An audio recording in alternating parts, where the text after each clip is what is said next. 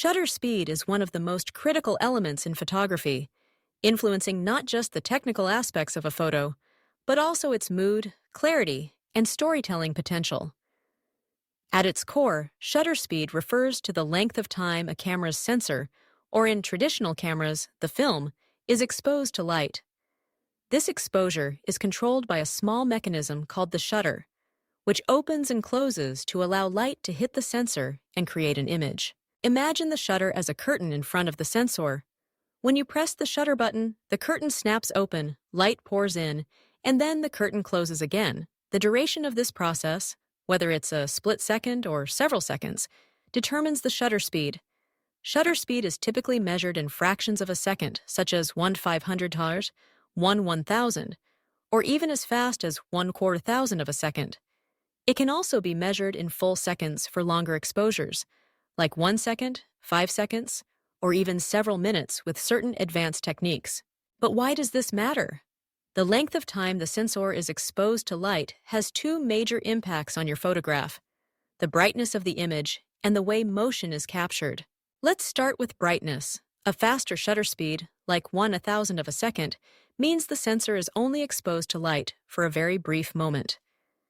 Because of this, less light reaches the sensor, resulting in a darker photo, unless you compensate with other camera settings.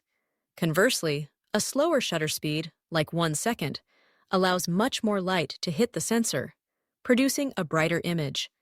This is particularly useful in low-light situations, such as nighttime photography or indoor scenes.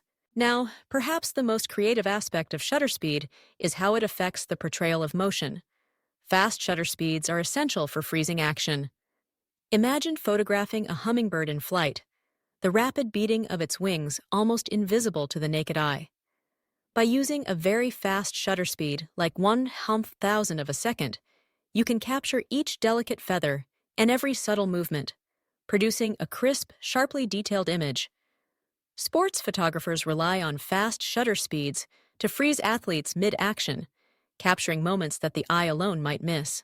On the other hand, slow shutter speeds introduce motion blur. If your camera's shutter stays open for a longer period, any movement in the scene will appear as a blur across the image. This can be an intentional artistic effect. For example, a photographer might use a 1-second shutter speed to photograph a waterfall. The flowing water becomes a silky, smooth blur, while the stationary rocks remain sharp, creating a dreamy, ethereal effect. At night, slow shutter speeds can turn moving car headlights into glowing trails, capturing the energy and movement of a bustling city. However, using a slow shutter speed requires some additional care. Because the sensor is exposed for longer, any movement, whether it's your subject or your own hands, will cause blur. To avoid unwanted blur, photographers often use a tripod to keep the camera steady during long exposures. Shutter speed doesn't work in isolation. It interacts closely with two other key settings: aperture and ISO. Together, these three form the exposure triangle, balancing how much light is captured and how motion is rendered. Adjusting one often means compensating with the others to maintain the correct exposure. Ultimately, mastering shutter speed gives you creative control over your photography.